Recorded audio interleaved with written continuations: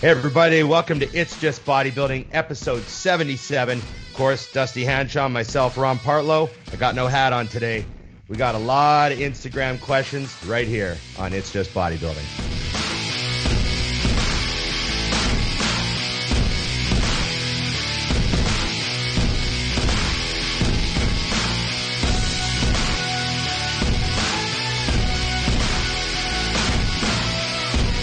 Episode 77, Dusty, the Ray Bork episode. I know, that made me so excited when you said that earlier. I always love when I slide a hockey reference in there.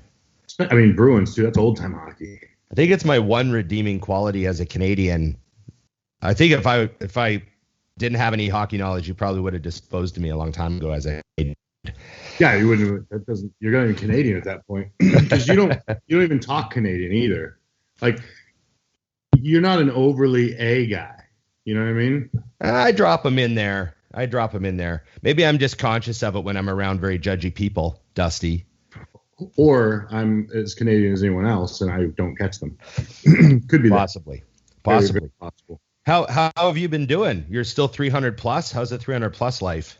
You know what? It's been surprisingly comfortable. Okay. I'm shocked. I did get a sleep study. Oh. And I still do not have sleep apnea. Really? Which blows my mind. Now, do you think there's a reason you don't have sleep apnea? Like, or do you just think you're lucky? I think I'm just lucky. Because it doesn't, everyone I know, number one, I don't really snore. Yep. At 300 pounds is crazy. If I do, I know exactly why. I can only sleep on one side. But I thought, because I was having sleep issues, I was like, you know what? I wonder if I'm waking up and not knowing. Yeah, of course. Because of that, so got that done, and yeah, I mean, nothing abnormal. And the only abnormal thing is being my size and not really having any. Did they tell you how many times did you wake up? What was interesting is, so I don't wake up much. The issue is the same thing I have at home. When I wake up, I'm up. So I don't wake up. We typically do a sleep study. You wake up, you fall asleep. Like, people don't even know they're waking up. Right. They're just coming out of the sleep. It's like a brainwave thing. It's not even a wake up thing. So basically they said my patterns of sleep are normal, but when I actually wake up, even if I'm exhausted and it's only been 3 hours, I literally will lay there now for 3 hours. Right. So you weren't, because I'm just wondering what the threshold, theoretically, let's say you got 6 hours of sleep and you woke up 10 times. Yeah. Is that sleep apnea? Like, how many times per hour? Because that was I went in there and told them straight up the only reason I was there was assuming sleep apnea, because quite honestly, I was also looking at it as an edge. Like, if I even have a little bit, I can get my insurance to script me for the machine and use it. You know what I mean? So I don't care about using it, especially now that the new ones are like up your nose. It doesn't even bother you. But I wouldn't even qualify. So that sucks. Huh. The whole goal was to get some free shit, same as always. I'm trying to get a T-shirt. I always thought I should probably get one done, but now I've dropped like a bunch of weight, and I remember I snored when I first hit 300. So my first time hitting 300 was in 2001, and I just, some of you guys weren't born yet, but trust me, there wasn't no one. And it was like full blown like D-ball and Burger King, like I said, like it was. Yes, it was. I wonder what the case is. And I was snoring. I definitely. I did snore. I can't sleep on my back though. Oh, I will snore on my back for sure. Yeah, I can't sleep on my back. I just don't. Yeah, I've fallen asleep like on a couch and stuff before that way. Yeah, and I will have then I can't. Then I'm waking up. But yeah, I also wonder though too, when you became 300 leaner, I bet you weren't doing that anymore. No, like I said, I snored when I first hit 300, but then years and years later, I found out I wasn't snoring at that weight. So, I think it's, they say it's like largely dependent on the circumference of your neck, is like the stat. You know what I mean? Yeah. It's a frightening. No wonder I don't have an issue. I think the three main factors are the number one factor is being male. Check. Because that one. Almost no females have sleep apnea because they're just not big enough. Mm-hmm. And then of course circumference of the neck is like a huge predictor. And then I think body weight. It's smaller and you're big, or it being big? Being big. the bigger your neck is, the more likely you have sleep apnea statistically. That's interesting. Yeah. So, but of course, you know, I always joke that the reason I have such a big neck is because I have such a huge head. So it's like it's had to hold this fucking thing. Yeah, my I mean, 80-pound pallet. When I was a kid, it was, you know, the orange on the toothpick, like, you know, so I married an axe murderer. Right. You know, because I have when I had a suit made, Matt and I, like 2 years ago, I think, and the guy measured my neck and it was 22 and a half inches. Right. He measured it's like, well, I knew it was big. Yeah, that's a real deal big neck. I know. I've been no neck club since like 1993, so you know, I spent many years just like that, you know. The traps to the delts. Oh yeah, just a mountain of just nothing but hoodie, you know. Fucking love it. Okay, so everything's going good for you then. You're strong, you're healthy.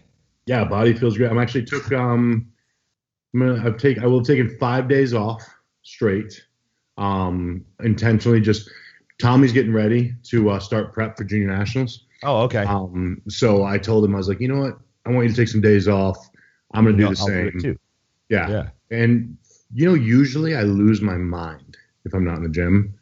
It's been good. Been relaxed. I did lower my food intentionally because I decided, all right, before we do this really big push, because Condemned and I are going to do a video series on 16 weeks.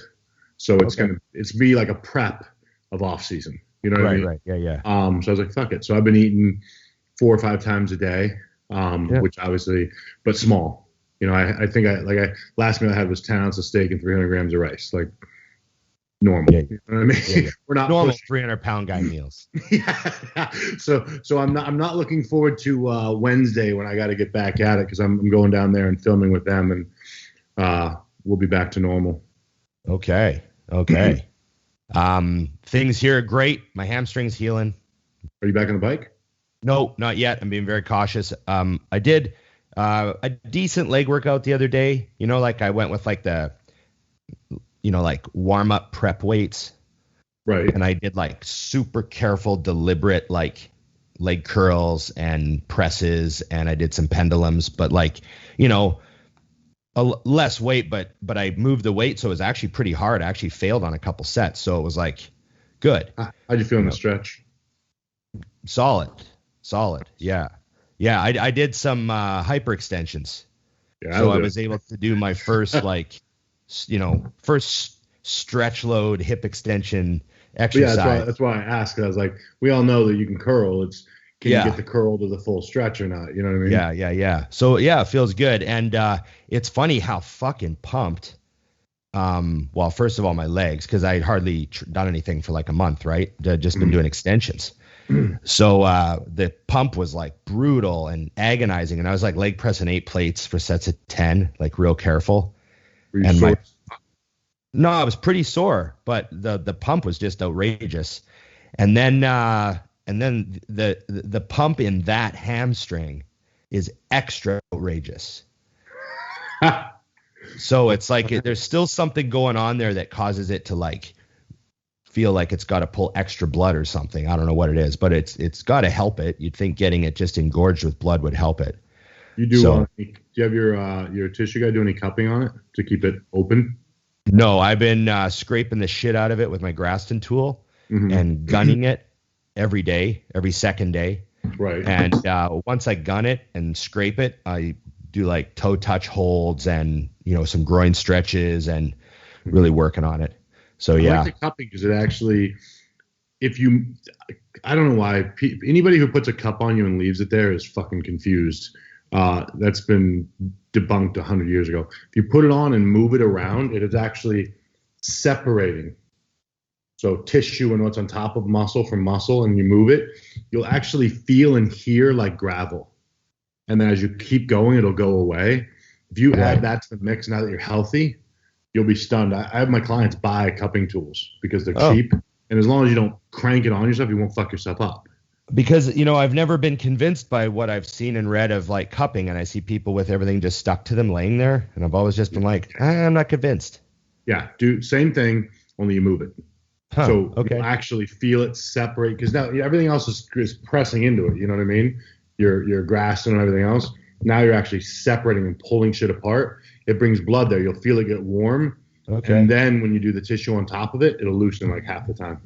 Okay. Well, I'm open-minded. I'll give it a try. I'm super smart, aka my genius PT does that, and AKA you pay other people to tell you what's a good idea. Yeah. Okay. Understandable. That's all of my smarts. Bro. I'm a great I have Google level knowledge of the whole universe. Like Elon said, it's already done. Yeah. And if I hear it on one of my podcasts, then I just think, oh, well, that's straight from like a PhD guy. So I have a PhD level knowledge of that topic. So I'm a doctor. Yeah. There you go. Essentially. And I take shots. I mean, how am I not a doctor? Yes. That's okay. Do you want to start with questions, or do you have some stuff you want to chat about? Let's do questions, and that always seems to lead us down a rabbit hole. We don't. Next thing you know, I'm learning about bands. We don't tend to get much done with the questions. So, okay. Well, here's one. Let's start with this one. Currently, no appetite in the off season at all, and I've still got months to go. It just feels like it's shut down. How do you deal with this? An easy fix is to do like 10, 15 minutes of walking before you eat. Every time. Like once a day, you mean, or what? I mean, as often as you want. I mean, I'm not saying go on a treadmill, like walk. Yeah. Just boost things up. So when I'm dead in the office, now granted, not everybody has a schedule to make that happen, but anytime you do, like say you're working, you're going to have lunch, you got an hour, take 10 or 15 minutes and get outside and just do, not crazy. I mean, you can do it in your soup. Like walk, promise that meal will go down easier. So, breakfast, lunch, and dinner, at least you do that, it'll boost you up a ton. Right. And again, right. And don't count toward your cardio, and also cardio is in the mix. I think so many guys, and this is where you and I don't do this the same. I'm a believer in cardio in the off season for both the heart and because it helps your appetite. Yeah. No, I actually that's the first thing I tell guys is if you can't eat your food, let's add some cardio. And I should have done that more. Like looking back, I would have done more off-season cardio. You know what I mean? But, I didn't. I was in that kind of old school, like, save the cardio, you know what I mean? But I would have done a little bit more of something off-season. But I think it's a good way to keep your appetite up. And then the other option is, of course, you could maybe he'd benefit from doing like something unorthodox, like a 24-hour fast just once. That might like jolt him, or maybe just do a 2-week mini cut or something. I know you don't want to waste time in the off season, but sometimes that's how you get ahead. So I guess it just depends. Plus, I think also some guys eat so much junk that it processes slower. Clean up your off season. Clean up your food. Yeah. What's your off season actually look like? Yeah. Because I know a lot of people that use the off season as like, well, I just got to get calories, and I agree to a point.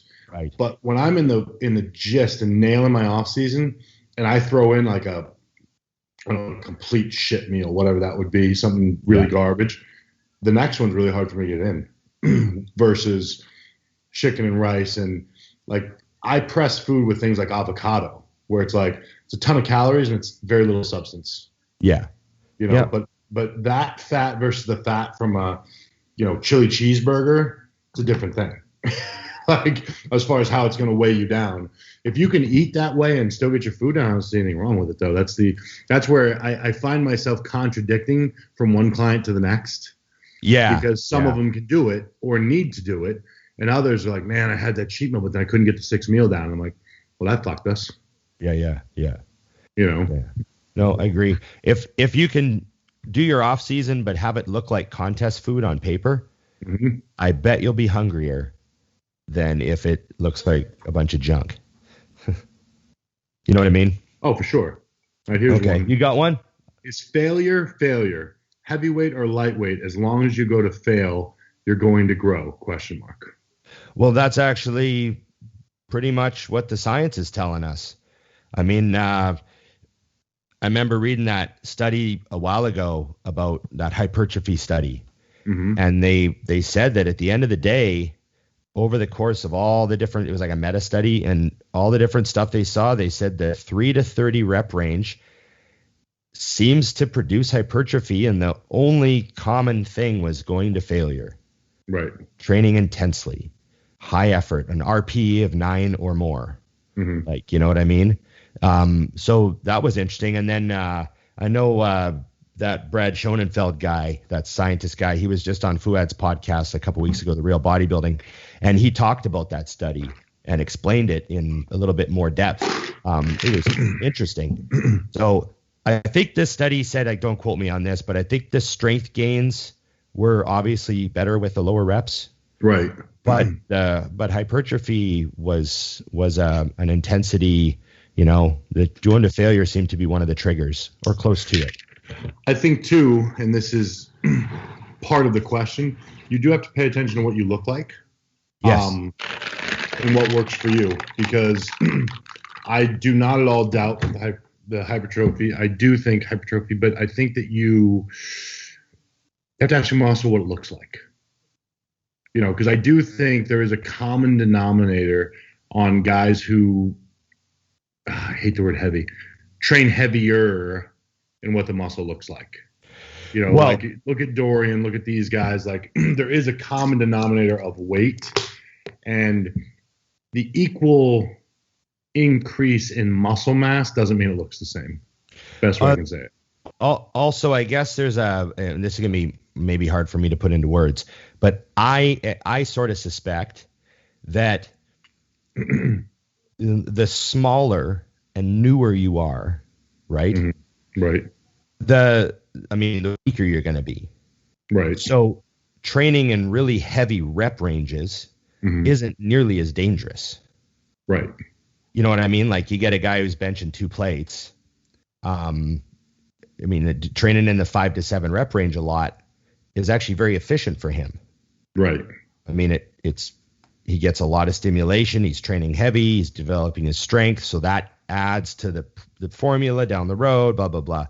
Whereas a guy who's like already like your size, you could do a 15 rep set and get or a 20 rep set of anything and get like crazy activation and failure of all your fibers and, right. 'Cause your nervous system's more adapted and all that sort of stuff. So there might be like all these nuances in there that aren't part of that study.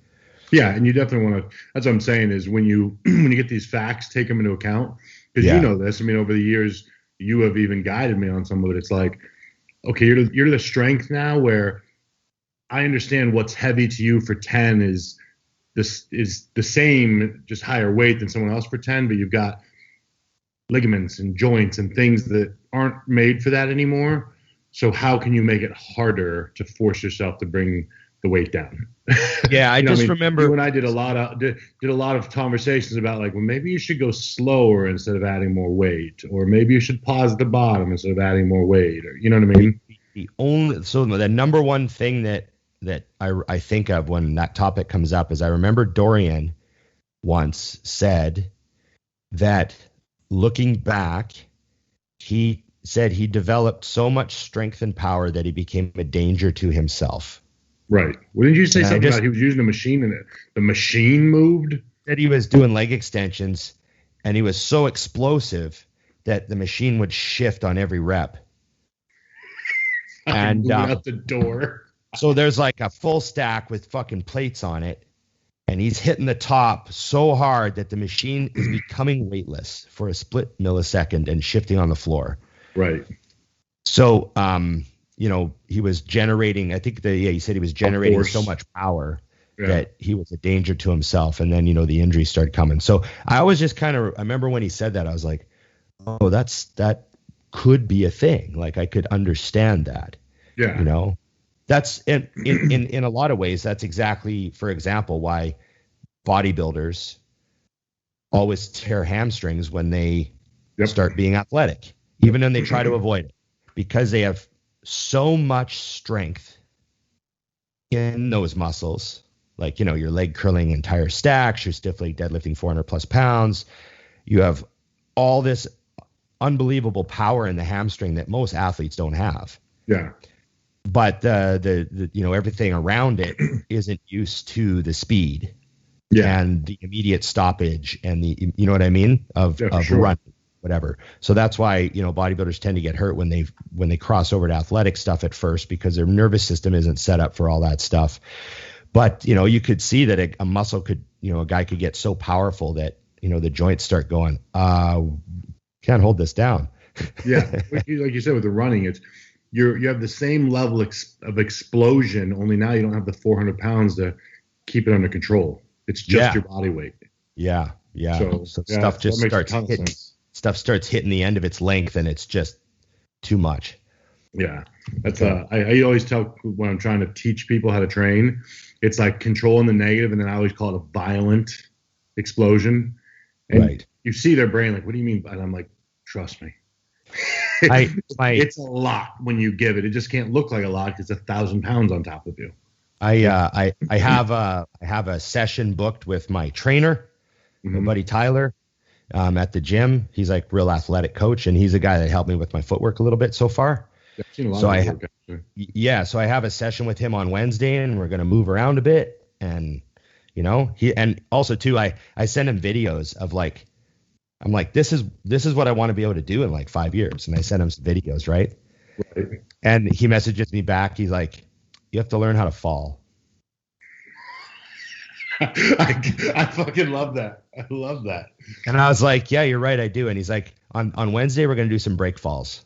We're gonna get you falling down. We're gonna fall down. We're gonna learn how to fall. Right. And he's like, because it's a skill you have to have. And I was like, yeah, you're right, totally right. I mean, I was thinking of footwork and being able to jump around, which is super important, but he's totally right. I got to learn how to fall down better. And I've actually had some really good ones. Like I've had some slams, man, but I like shoulder rolled. Like I still had the nervous pattern is still in there. Right. And I remember the first time I shoulder rolled out of a trick and I stood up and my whole back was just covered in dirt. And were you immediately feeling for broken things? Yeah. I was immediately like, oh my God. And I'm like, okay. And I realized I was 100% fine. And I was like, holy shit, that could have gone bad, but I managed to Yeah, had I fallen like that, so shit would have been broken for sure. Yeah, so I feel like I've gotten lucky a few times. And then the hamstring pop was like a little reminder, Dude,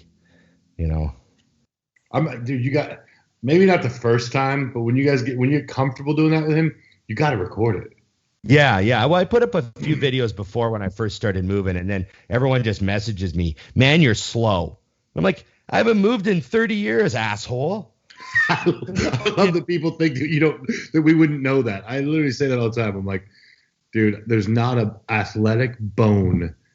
I had the ladder out. I had the ladder out on the turf, and I'm like doing the footwork. Right. And the important thing, because my trainer is right there, he's like, don't worry about how fast you're moving. Let's get the pattern right. Right. Well, that's what I'm doing. And then like 10 people messaged me, holy shit, is that as fast as you can go?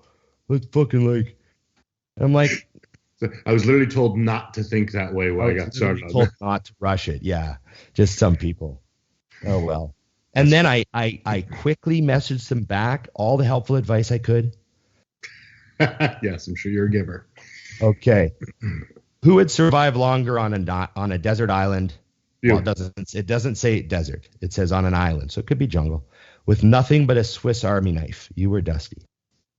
You. That's not even a question in my life at all. Because the only thing I would be doing is sitting at the edge of the water trying to find a place where my cell phone would work to get someone to come get me. You're just sitting there with I got no bars. Mom! The meatloaf, we want it now. Fuck. I'd put a sharpened spear in your other hand and tell you to throw it at any fish that you saw. And then I'd go cut firewood. That would not be. I feel bad because I've not represented myself well. If someone thinks that there's a shot in hell I could survive, dude, I'm embarrassed for myself. I've thought about that many times. I've thought about that. You remember the show Lost? Yes. So I remember that. I remember the whole first, I think I watched the first 4 seasons religiously, but I remember just the concept of getting stuck on an island. You're like, holy fuck, it'd be. Of course, they had all that extra luggage to rummage through. Right. That wouldn't be, Very helpful. Very helpful. I always thought, if that was my situation, and you see all that luggage floating in the water. Yeah. You got to get all that. You got to get all those bags, man. Of course. Like something might be in there that's got a value. Imagine if you had like, even just like, imagine finding a can opener or something, like, or a nice on board, dude. It could be anything. I mean, you're like, I don't know why I need this scale, but I might weigh something. Or antibiotics, or like, yeah, anything, or just a nice clean pair of underwear. Hey, it gets fucking cold at night, dude. Fuck. I need another jacket. You know what's funny though? I mean, all kidding aside, it would be, I think in the beginning for anyone, you'd be a train wreck. And then you get efficient because you have to. I mean, that's what is actually cool about the way we're wired, is if you could somehow survive on accident in the beginning, you would begin to become efficient and find a way, because at the end of the day, that's the old saying, you know, like I read it's funny, and it's something I share quite a bit because suicide's a normal issue in the world. It's what is it? It's a Middle Eastern saying, but it says, you know, if you think you want to die, have someone drop you off in the middle of the ocean, and you're going to watch yourself struggle to stay alive, because you don't want to die. You want to kill a part of yourself. Right. And same thing, like someone like me that says there's no fucking way I would die, you might find out real quickly you become a lot more resilient than you think, because once you realize that the guy's not going to come fix your shit and you got to fix the refrigerator on your own, you'll give it a crack. I might only get one because I only have one screwdriver, but whatever. Right. I had to fix the hot water heater at my house the other day. I don't like people in my house that I don't hire, so I didn't want to call like the maintenance person. But I had to find my screwdriver because I only have one, and I had only moved in this place a couple months ago. So I looked for it for like 10 minutes, and I realized it was more efficient to just go buy another new screwdriver. Oh, you couldn't find it? I didn't look long enough. I was like, it's fucking gone. Whatever. I'll just go buy another one. All right, but shit, it was my turn and I wasn't paying attention. Son of a bitch. You have to go again because I'm not doing my job. What's new? Go again. You're probably ready. Okay. Most disgusting meal you've used for gains. Ooh. You ever do like, you know, he says chicken shakes, blended meat, ever? What happened? Oh, we blanked out for a minute. I mean, I've blended food before, you know, to get it down. Right. But I mean, for me now in hindsight, like the most disgusting thing I've ever eaten was just regular tuna and green beans was a normal part of my prep for weeks one time. Right. So it's disappointing in what he's looking for in the answer. But as far as to gain weight, it's never been too crazy, because what I typically do, because I actually understand macros and they're like, unlike most bodybuilders, they're so hardcore, I eliminate things and make it easier. Like if I can't get food down, I drink a Coke to get carbs. Right. So I just simplify it down until it works, you know? So the only thing you might get out of me is a wide variety of food to make the calories work. So I'd say he says for gains. So yeah, contest time, I would say tuna and green beans all mashed up in a bowl would probably be the most disgusting thing. And I ate that a lot. Yeah, we've all done that. That's also speed. Just get it down. When your carbs are low, you just dump hot sauce on it and just fucking mash it all up. And you steam the shit out of the green beans so they're really easy to eat. Yeah, that was disgusting. And then I remember back when I was in Australia, I used to put my oatmeal in a bowl, and then I'd crack like 6 egg whites into it and a whole egg. You microwave it? And I'd stir it up with cinnamon. I'd just mash it all up, and I'd microwave it for a minute, stir it, mic it, stir it, mic it, stir it. I'd do that like 4 times until it was like thick porridge. Yeah. And then I'd dump some like vanilla protein powder in there and some berries and just eat that. Yeah. Man, that used to give me the worst gas. But you kept doing it. But I kept doing it because it was just cheap and I just thought bodybuilders were supposed to have gas. You're young. I was like 19. I'm like, oh, I'm a bodybuilder. I'm supposed to have gas, And so it's interesting when people talk about the pasteurized egg whites and normal egg whites, because pasteurized egg whites never give me gas. Agreed. Right. And if I cook normal egg whites, if I cook them, I'm fine. But that middle of the road where it's like not cooked, it's still technically a liquid. Yeah. Real egg whites. Oh, that's something goes on. Real eggs, because it's cooked enough that the salmonella's gone because you heated it in a mic for 4 minutes total. Right. But it's not cooked. It's still a liquid. Right. And man, but that was back in like the 90s. We didn't even have the cartons egg whites. Right. Yeah, it wasn't optional. It was the only way. So I just thought I was just, I'm getting my protein and my carbs in. But then when I stopped eating that meal and my gas immediately disappeared, I was like, oh, wow, that was a lot. Yeah. Which in my argument, of course, is also if you're getting that much gas from it, something's not getting digested properly. Right. I just something in that mix. You're like, I'm a bodybuilder. We stink. Oh, man. I ate that meal way, way, way too many times. Way too many times. Hey, what's going on, guys? Thanks for watching another podcast here at Think Big Bodybuilding Media. And thank you to our great sponsor, TrueNutrition.com, for making this all possible. TrueNutrition.com is owned by Dante Trudel, the creator of DC Training. He wanted to create a supplement company that offered high-quality, third-party tested supplements at a fair price. High-quality protein powders, just about every type you could think of. Huge variety of flavors, plus health and performance supplements. Check them out, TrueNutrition.com. And hey, if you use our code ADVICES, you directly support our podcasting. Thanks, guys. Let's get back to the program.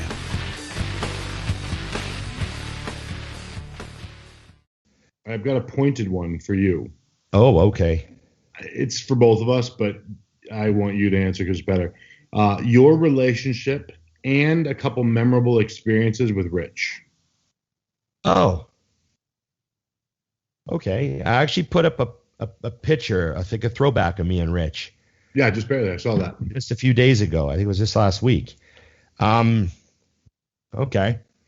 You have to share the restaurant story in the chair, because I thought that was a good description of who Rich is that people don't know.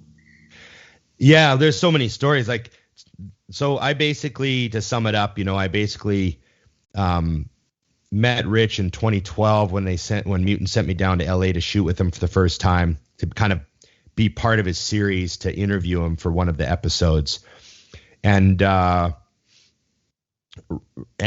that's when I met him, and we immediately got along, immediately. Like as soon as I met him, he was like, "Hey bro, what's up?" And he just like I was like, "Oh, this guy's fucking awesome." Right. So first second I met him, I was like, "Oh man, this can be so easy." Right. And I knew my job was to interview him, because Ryan sort of thought, hey, you should be talking. We got to put a microphone in your hand. You got to figure out something to do with you. Right. And so I knew my job was to interview him, and I just immediately was so relieved. And then you know how it is when you're shooting stuff. It's like hurry up and wait, right? Yep. So you're just sitting around all day bullshitting. And I remember just thinking oh, this is going to be so fun to hang out with this dude. And then also too, we were shooting at Metroflex, and every single person at Metroflex was coming up and shaking his hand, and he wasn't famous yet. Yeah. They just knew him because he was an LA guy. Yep. And Mutant had just started putting out some stuff. So he was just getting and so the topic that kept coming up was people were coming over man, I'm so glad things are going good for you. Right. And shaking his hand, and all the brothers and all the other guys and all the Mexican guys and everyone, because Metroflex is LA, man. Yeah, for sure. And that's Metroflex Oceanside for those that are. No, LBC, Long Beach. Oh, Long Beach, that's right. Yeah. We're in Long Beach, and so that gym's there's all types of characters there, man. It's awesome, and military guys, everyone's coming up. And then I remember Mike Rashid. Yep. Was a trainer there. And that was also before Mike was famous. And Mike wasn't famous yet. I had no idea who Mike Rashid was. And he came up and he introduced himself. He's like, "Hey, I'm Mike." And I talked to him for a minute. And that's when I first met him. And then he just started talking to Rich. He's like, "Man, fucking awesome to have you guys here." And everyone just loved having him around. It was funny. Anyways, there was never a boring moment. conversation was always funny. Rich was always telling some crazy story about growing up in LA, surrounded by the Venice Gold's bodybuilding culture because his mom was a bodybuilder. Mm-hmm. He basically grew up at Gold's gym. Right. And like he remembers going to Gold's Venice like when he was a kid. Like his mom was there training every day, right? And so he saw everything there, and he always had these crazy stories. You know, he told me just like and all the characters Rich knew, like he knew all the fucking craziest dudes, you know? Right. So like we're out eating one time. We're at this he took me to like this Persian place to get this steak and rice. Right. And it's kind of this total LA like outdoor, or we're sitting on a plastic table, you know, like yeah. But he's like, this is the best food in the area. Like, fuck the fancy restaurants. This is where you come to eat. This guy's got the best food. So we're eating this massive pile of meat and rice. And the people that were stopping by to say hi to Rich, like the locals, because we were in his neighborhood, right? Yeah. And the locals, like every single one of them was like completely like, you know, I'm from Canada. These are like movie characters. Right. You know, like Mexican guy with half his face tattooed. Right. Comes up and he's like, Rich. And they're talking, and he's got the low jeans, like, and the, you know, he's got the high socks, the total LA Dickie shorts thing like that. Yeah. And then the next guy that comes by is like fucking homeless guy says hi to him. Right. Hey, big man. And Rich is like, what's up? And then he goes, we'll give that guy our leftovers. I'm like, oh. So just stuff like that. He knew everyone, man, you know? Yeah.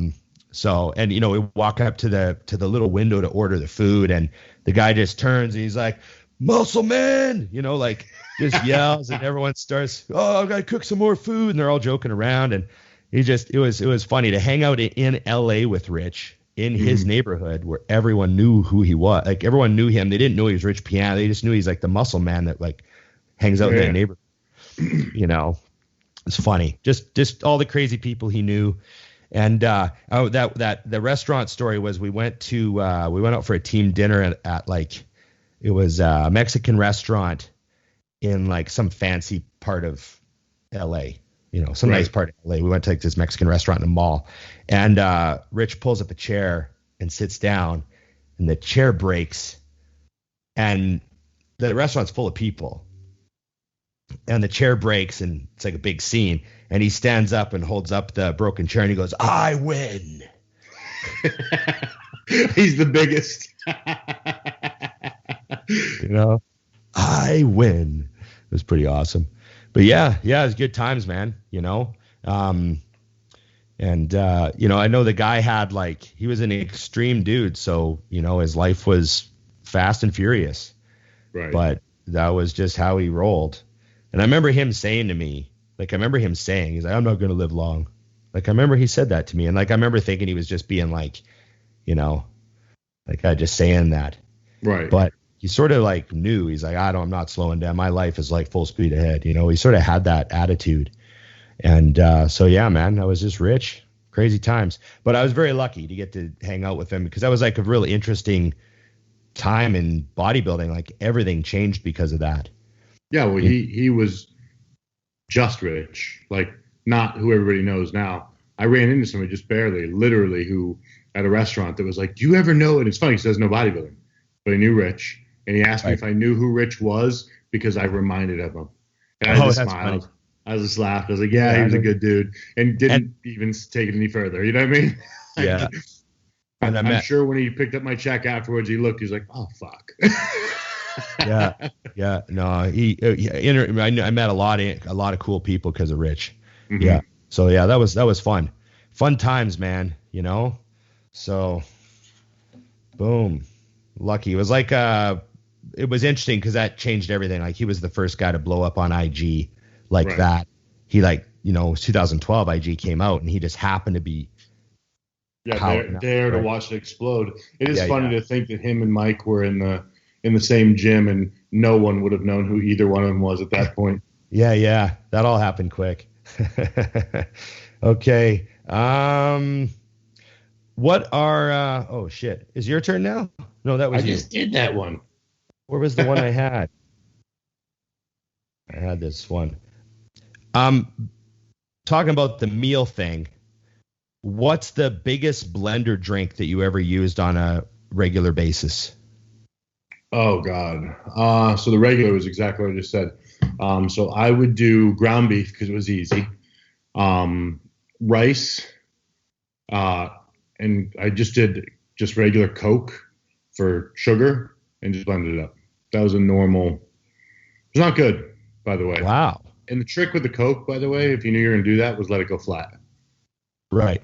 So you would open it on purpose and let it go bad in the fridge and then just use that as calories. Huh.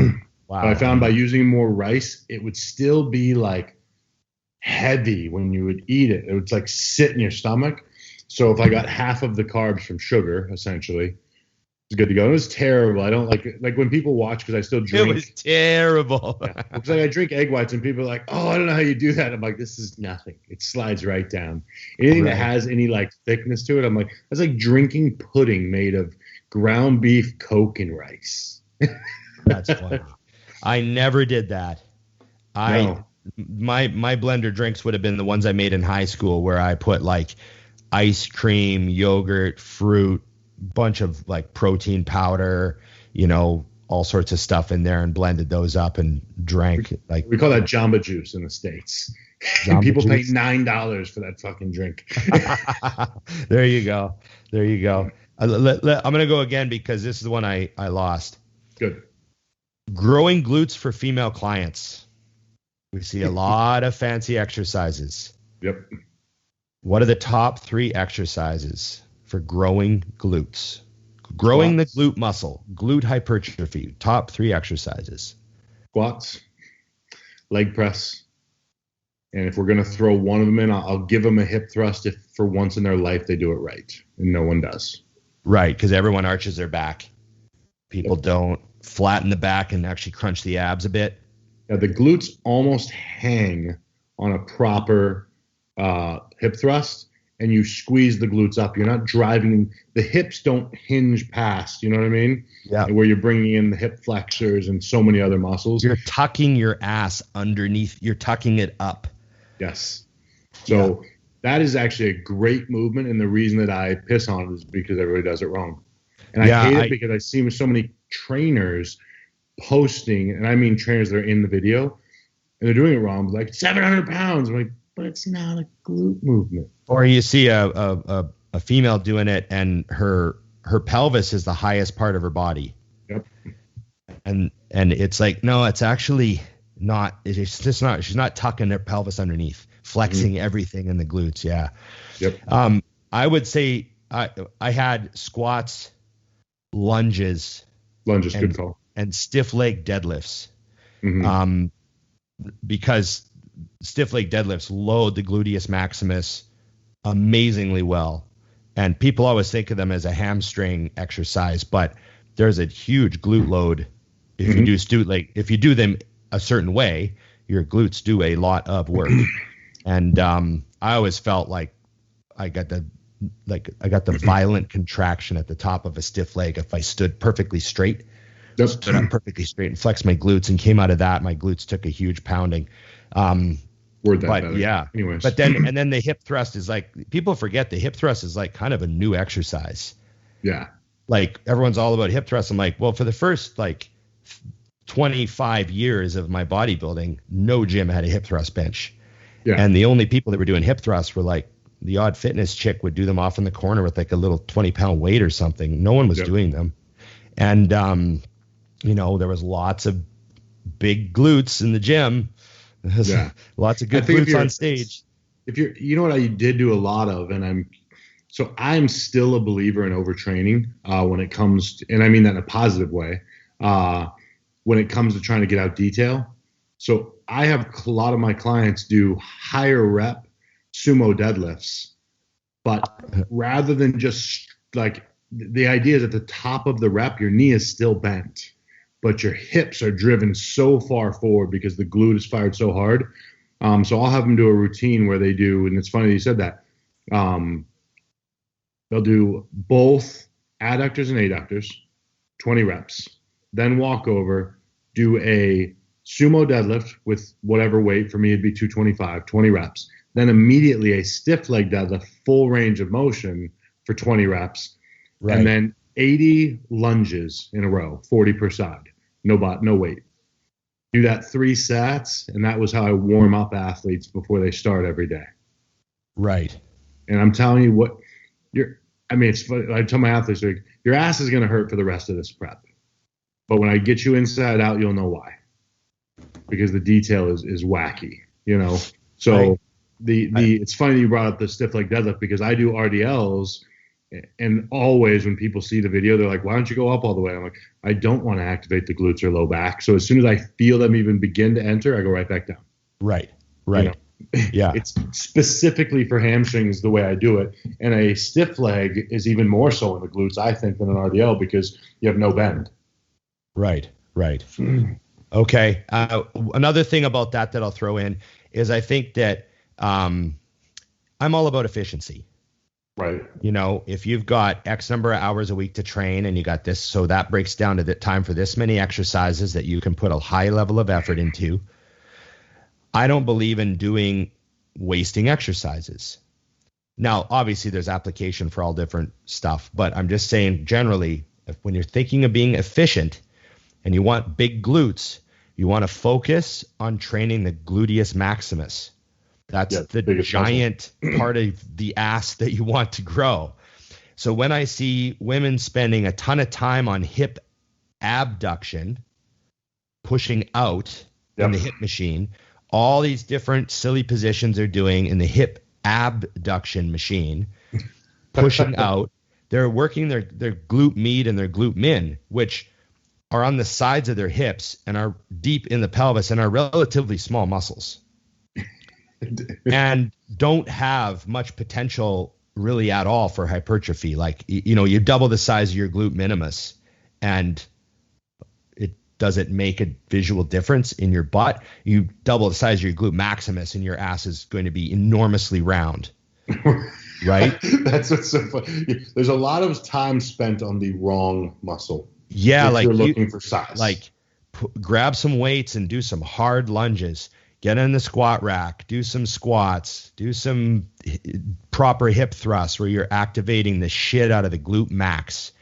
Plus, the glute min and the glute med, if you're doing lunges and stuff, all that stability, that's taken care of. Yeah, that's true. You're doing Bulgarian split squats, taken care of. You know, do the big exercises. Don't waste your time. I forgot about Bulgarian. I'm about to change my list if we keep talking. I know that's the thing. You know, the glutes after I do the Bulgarian split squats. You know, I'm just not a fan of the glute programs where they do a whole lot. I mean, I understand, you know, there's different levels of fitness and some people are just trying to move and exercise. So I'm not shitting on everybody, but I'm just saying, you know, if you got that bodybuilder mentality where you're trying to, I want like bigger glutes, I want more muscle on my glutes. You know, with a competitor's mindset, get lunging, get squatting, you know. You know why nobody likes to lunge? It's hard. You know, yes, the RDLs, they're hard. You know what I mean? Like, you get your ass kicked. I don't care how long you've been lunging. When the weight gets high enough, it whips your ass. I love walking lunges. I dread them. Fucking dread them. Because I know, like, this is, we actually just ordered, and I think every gym should do this that has a track and lets you do lunges, is the jack stand version of rack. And I'm going to have a set on either end so I can lunge to it and rack it, and then turn around, lunge to it and rack it for the next set. Because I just asked Lance, I'm like, hey, can I order these? Because if I do it alone, because of my inability, my shoulder movement issues, I need 2 guys to put it on my back. Yeah, or you got to use dumbbells or something. Yeah, and then when I'm done, I have to take it off on my back. Yeah. Or I can drop it, which is not the favorite maneuver. So that's funny. I've always dreamed of like having more space at West Coast so I can put an open rack at the end of the turf. Yep. You know, ideally that would be what I'd love to have. Right now we have 2 shoulder machines there, but I'd love to just have like a fucking open walk-through squat rack. Yeah, so you walk. That's exactly the only reason I'm doing it this way is I can go heavy enough then to literally I won't be able to come back. Yeah. I was like, I'd be sick. Then I just set them up. Racket. Yeah. So I actually just ordered those Friday, so I'll have them soon. I've been to a couple gyms that had like a set of jacks, and they had them kind of in the corner, but you could just bring them out and set them up. That's awesome, right? Yeah, yeah. It's so much cheaper that way. Okay, I got a really good one, but this is gonna be tough for you. Okay. Top 3 favorite actors and the role for each of them that made them got that list for you. It's 2 favorite characters and who was the actor. I told you. Like, we should have had this one in advance. We didn't use a week to plan for this. Harrison Ford. Okay. Obviously, he was Han Solo in Indiana Jones for me. Right. But when I saw The Fugitive, I realized that Harrison Ford was a fucking legend. Right? That's valid. That's a great movie. Okay.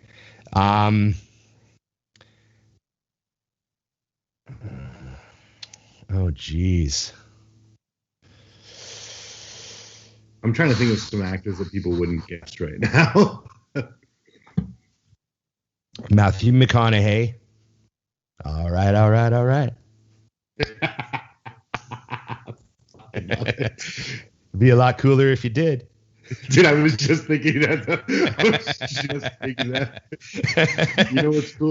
You know what's cool about high school chicks? I keep getting older, and they stay the same age.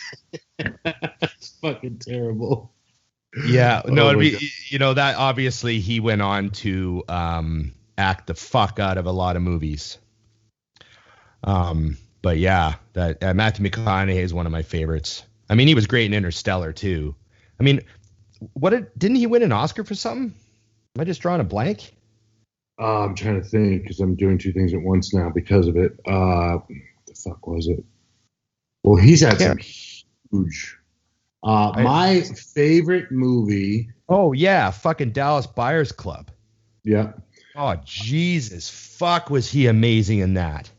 How about what was the movie with him and where he was the lawyer? Lincoln Lawyer. No, older. He was a lawyer in Time to Kill.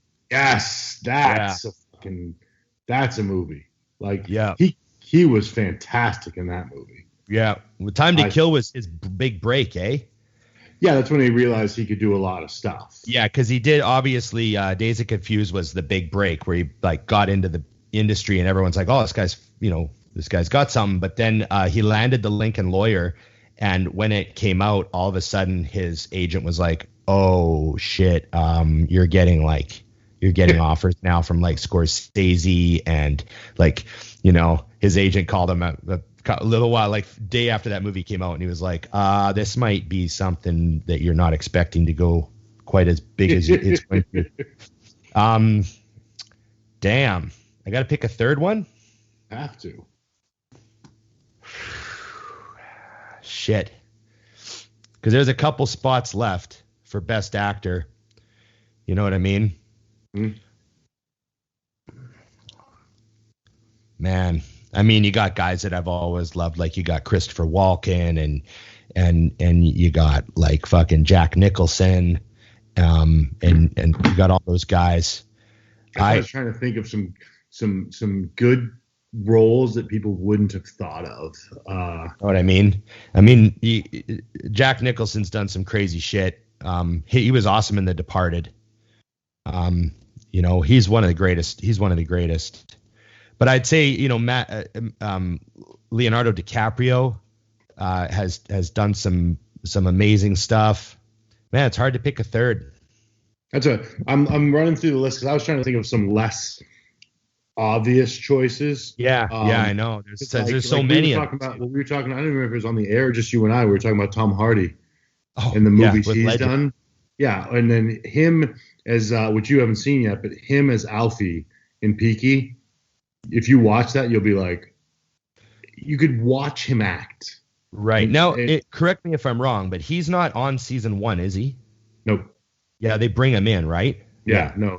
And then he ends up being on quite a few afterwards. But one season, I don't even remember now if it was 2 or 3, he was in it. But I mean, his character, especially because if you know him, all the other roles he's played, seeing him do that, is amazing. I always thought that Brad Pitt was unbelievable. I remember when he first started, I was like, oh, he's the pretty guy. And then you start watching the roles, and you're like, no, this guy's a phenomenal fucking actor. Like him in the Fight Club was nuts. Him in was it 12 Monkeys? Seven was a great movie. I just made someone watch that recently. Yeah. and I watched 12 Monkeys again recently too. That's even funny. You know what else I thought he was good in, which was more simple, but Meet Joe Black when he was deaf. Oh yeah. Like, 'cause it was just such a simple role, but I'm like, oh, that's actually not really an easy thing to do. Yeah. Yeah. I've told you to watch Allies too, right? Yep. Oh, fuck. Yeah. That was good. Yeah. So he's a lot better than I used to give credit for. And there's one guy that I got to mention, but I know he's such a fucking weirdo and a nut job in real life that I swear you're going to take this right out of my mouth. I'm already ready. But I swear to God, Tom Cruise has a team of people that pick the best scripts for him, because I don't like, he doesn't make movies I don't like. Yeah. No, I agree Tom with that. Cruise is very good at picking the movies he does. Like every script that he picks, if he's in a movie, I'm like, fuck, it's probably good. You know how like with Brad Pitt. Yeah, you're not even interested, but you're like, well, he doesn't make bad movies, so we'll go for it. Probably a pretty good movie, man. We should watch this. It's got Tom Cruise in it. Right. But he's just done that so many fucking times where I'm like, Tom Cruise is in it, I better watch it. And then I watch it and I'm like, what a fucking great movie. Like Right. Vanilla Sky and Oblivion and like just the wide range of shit he's done. Yeah, I was going to say my last choice that will throw people off is Johnny Depp. I think he's a fucking amazing actor. He is good. He's a quack. His personal side is probably the reason he's so good. I just put Fear and Loathing on the other day. Did you really? Yeah, when the masculine hits. Yeah, that guy, and I think when he started being Jack Sparrow, I was like, wow, like you're really good at that. Like you watch it, it's like it's a little too good. It makes me worry a little bit about you. Yeah. You did good, man. I was afraid because I know you and asking you for something so simple. Right. And you know who else honorable mention? Who? Just because I've seen the guy interviewed. The guy was on Rogan, and after he was on Rogan, I was like, oh my God, I could be friends with that dude because he's kind of normal and he seems like a very interesting, fun dude. But Robert Downey Jr. Yes. So have you seen Less Than Zero? No. It's kind of fucked up because he plays a guy that gets hooked on coke, like a rich kid who gets hooked on coke and his life just spirals into a hole. Right. And he actually became a coke addict making that movie. Oh, wow. So when you watch that movie, you're kind of watching like the destruction of Robert Downey Jr. Right. And it's like, it gets real bad. Yeah, in real life, it was, he ended up in jail shortly after that. Well, like decade after, like he was a fucking disaster for a long time. Like, he lost his career and had to do the comeback, The hell of a comeback. And then next thing you know, he's fucking Iron Man. Right. And Tropic Thunder and Tropic Thunder, he got nominated for a fucking Oscar in blackface. That's how good he was. He made it. It was clearly not racist. No one was upset at the time. Well, it's 2007, so the woke bullshit hadn't started. Yeah. But everyone knew that. But everyone was okay with it because they're like, oh, this is satirical. Like he's making fun of a ridiculous Hollywood elitist asshole actor. Yep. So it was fucking brilliant. We have to switch this just because as we keep talking, I'm just sitting here. I was like, oh, Heath Ledger, the Joker. Oh, shit. God, yeah. We gotta go. Yeah. Okay, awesome. Whose turn is it? It's my turn, right? It's your turn. Yeah, that was overwhelming. I apologize. Why do you do it? The question. Okay. I've actually thought about this already recently. So the first part is not impressive. It's, and it's kind of the same thing, I think. So I'm going to cross this a little bit and I'm going to have you jump in and out. You know how we had the conversation about like the dark place and things that sometimes you do? That all became way too normalized on accident. Typically I do what we do because I love doing it, and that's it. There's no thought. There's no connection. I lift up heavy shit because I like to. You know what I mean? Like, so it's not like we had a couple conversations about moments in life where it's been necessary to put more thought into it. But I think that went too far and people didn't realize that 99.9% of the time I do it because I can. And I think it's crazy and I just want to see how far it can go. It's literally fun. So I don't think that, like, even for you, I don't think you chose bodybuilding. I think it chose you. Like, you were made for this. It connects with the way your brain functions. It connects with how you're comfortable. I'm never surprised when I go to someone's house like yours and it looks like mine. Everything's where it goes. Everything's done a certain way. You know what I mean? Like, simple. If I move your forks, it's going to fuck up your world for just a second. So like that. Now, as far as at this level, I think when I say when I say like, what's your why, it's more on why do I post on Instagram? Because that's harder for me than going to the gym. Oh yeah. Taking the time to make sure I have someone to film me is a pain in the ass. That is work for me. Doing the set is not at all. Yeah. If someone says to me, I want you to take a week off of all work. Yeah. I don't stop. I still train. I just don't use my phone. Yeah. And that's exactly it. So the why for me on those things is because there are, number one, there's people that depend on me now. Right. Because as shocking as this is for people, this is 100% how I make a really, really good living. Yeah. And that's also driven by the fact that I have taken my spot and realizing that you, myself, JP, I mean, a lot of people, but a small group of us are keeping the last of the dying breed alive. I'm seeing a resurgence of people who understand that the easy way is not the right way. And I'm seeing them live it, and they're 18 years old. Right. And they're back to eating fish and greens because it fucking works, whether or not science agrees with us. Right. You know what I mean? Or understanding that training this way is necessity to a point. Right. So there's a responsibility to those things that are definitely play a role. But, the majority of, like I said, the majority of the why that I would need to explain is why I show it, not why I do it. But, right. There are actually been days where I've had to remind myself, because I'll tell Tom when I walk in the gym, I'm like, I'm here today, like really, really here.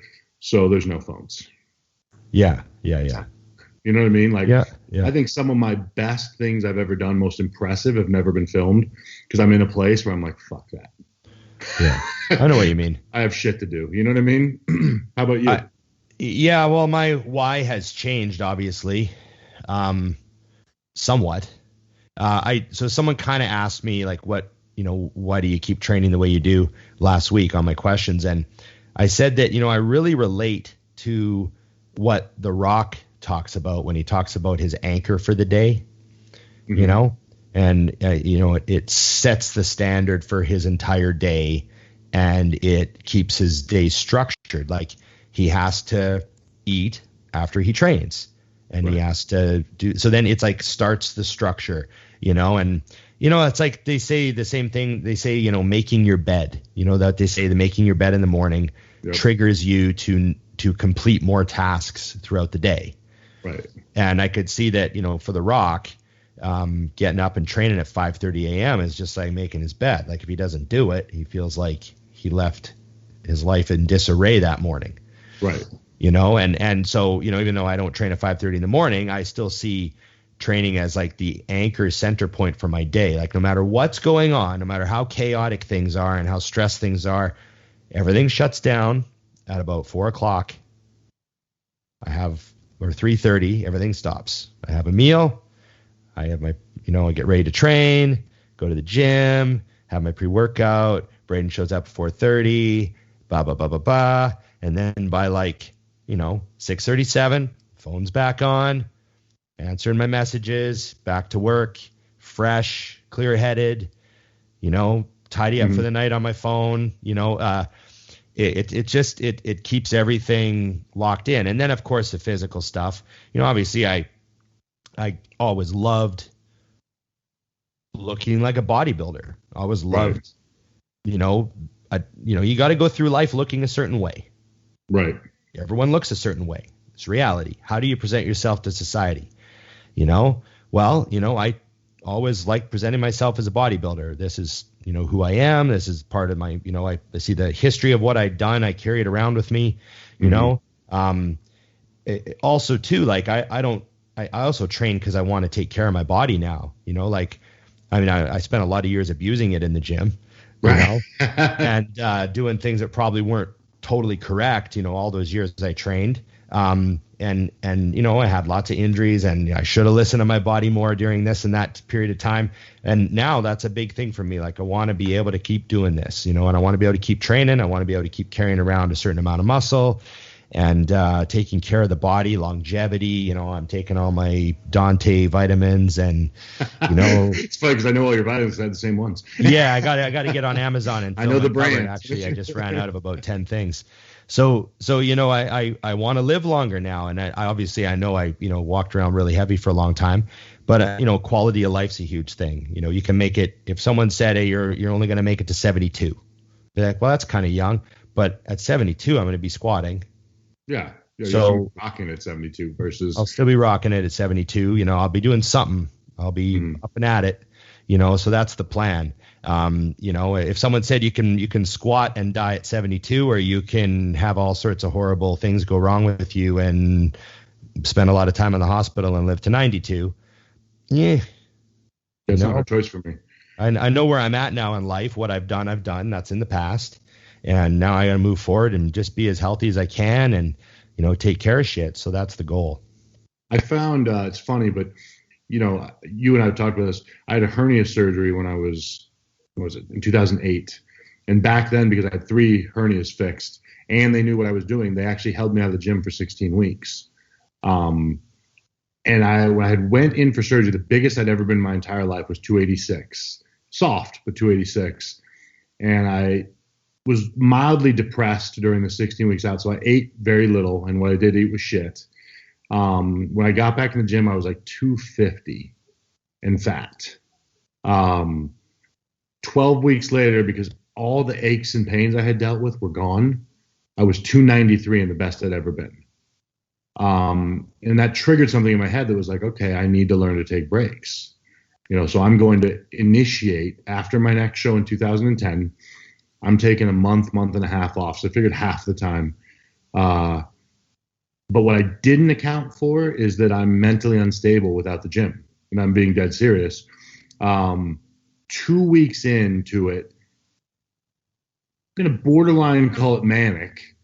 It was bothering me. And I remember Aceto actually, we're on the phone, and he's like, hey, this isn't helping anymore. Right. Go train. Right. And it was funny. So I had to identify with the fact that I'm not wired for that. So like The Rock said, and like you're saying, like the fact that I've went 4 days without training and feel good is weird. I'm like, okay, I must need this because it's not how I function typically. You know what I'm saying? Right. So that's the other thing is I can't imagine doing it any other way. Mm-hmm. When I go to the gym, like it's why when I do take time off, I don't train, because if I can't train like this, I just don't want to. Like it's no longer the same thing. I mean, I'm playing golf now. I hate golf. Okay, we got to hit this. Ooh, this is an interesting one. I like this. Who's more of a bodybuilding Yoda, Dante or John Meadows? And it's impossible to answer. Well, now you got to maybe there's a better name to use for the other one that's not necessarily less knowledgeable, but just character driven. I'd say John Meadows looks more like Yoda. than Dante does. Like, we're going with the look first. Hey, John would agree. Yeah, he's like, I'm good with that. John would be like, yeah, he's right. Yeah, I know. I'd say John's more of a Yoda. Although Dante might be just as accessible as Yoda. So maybe like it's so bad and so true. Meadows is too accessible. He's like, you got to think Yoda was living on Dagobah in a mud hut with no cell phone service. Yeah, Dante has cell phone service, just not looking at it. So yeah, that's a good question. Depends if you're going with the look or the the character traits. Right. Maybe like I said, maybe there's another example. I think to directly answer the question, I think one thing that's a little different is everyone thinks there's a huge gap between Dante and John and how they do things. And I kind of laugh because to a point, it's very, very, very similar. Well, they would rationally and reasonably agree on probably every single thing. Yeah. Well, and they even their way of doing things, like a lot of people see John as a high volume guy. And I'm like, no, I've worked with John. If you're doing 8 sets on a lying leg curl, 7 of them are warm-ups. I've trained with John. Completely warm-ups. And the 8th one, he's going to kill you. Yeah. So just like Dante, you're doing 1 set. Yeah. John came and trained legs with us. And I remember I was like, that's exactly what I do. Yeah, that's what I do. Yeah. We go over to the pendulum. We did a warm-up set. And then he's like, okay, you want to do a rest pause? And we're like, yep. And then you're done with that. Yeah. I think, you know what it is too is, and now I'm going to cross way out of this, but everyone that you follow that legitimately is creating freaks agrees, but they're packaging their look differently, whether it's for your education or to make money. Because I used to think for the longest time that Joe Bennett was a pinky twisting squeezer. And then we talk, and Joe does 95% of his movements exactly like I do. But he and I have actually had some I wouldn't call them conversations, but some banter where it's like, oh, the reason I post this stuff is everybody already knows about deadlifts.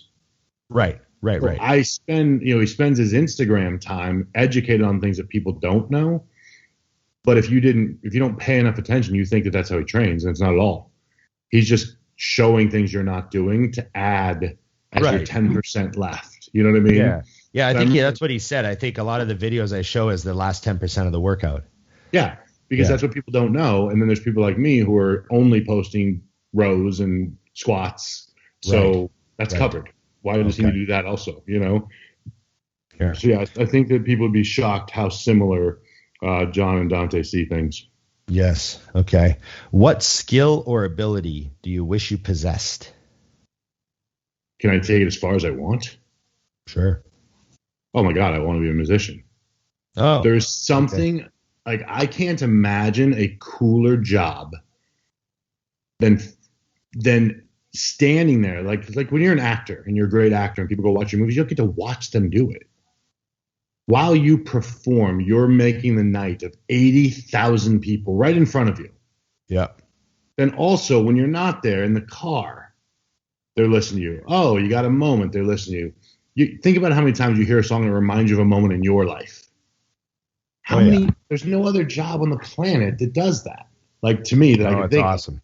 And I just imagine what it would be like to stand there and be like, wow, I did this. I literally gave 80,000 people or whatever it is the night of their lives tonight. Oh no, I think it's absolutely agree. Like I play guitar. I've been picking up a guitar for 30 years and pounding out chords on it and having fun. And I've learned some stuff. And there was a point when I was like at my best, like 2006, 2007, I was like, I could play a lot of songs on my guitar. I didn't touch it for a few years and all that stuff. But I've always wanted I just never put the consistent practice in to advance my playing like tremendously. But I've always just loved, man, if I could be a guitar wizard, oh fuck. Right. Like when Eddie Van Halen died and I went back and watched all the tapping video, all the stuff he's doing during the concerts when he does his big long 10-minute solos and just amazing shit. But yeah, play guitar like like a pro. There's a really good documentary on Netflix that I really enjoyed called Hired Guns. Right. And I think it's called Hired Guns. Hope I didn't get the title wrong. And it's about session musicians. Right. So, for example, Alice Cooper. Alice Cooper is a guy. Yeah. Every time he tours, he puts a band together, but they're not always the same people. You know what I mean? Like over the years, he's had a bunch of different guitar players, a bunch of different drummers, a bunch of different bass players. He gets hired guns. Right. And so they're the people. Their names aren't on the sign, and they don't get any real credit for the show. People say, "Oh, I went to see Alice Cooper tonight." Yeah. They don't mention your name, right? But they interview and follow around a bunch of hired guns, guys that do that stuff, or they're the guy that plays on the album. Like when you buy an album by Stevie Ray Vaughan or whatever. I mean, you don't know who the drummer is. Yeah. It's not like if you buy an AC/DC album, you know that's a band. Yeah. Right. And that same totally. drummer is he's like their buddies, and they're on the tour and they're recording, and they he's in their studio, and this is like hired guns. So it's really interesting because that's a huge, most musicians aren't in successful bands. Yeah, it's them. They get hired. So the phone rings, you pick it up. They're like, "Hey, Billy Joel's doing an album. He's going to need a drummer. Would you like to come and record with Billy Joel? He really likes your stuff." And you're like, "Fuck yeah, let me know what the dates are, Yeah. Like that sort of shit. How about that you're well known enough in the industry by the people to know to ask for you? Yeah.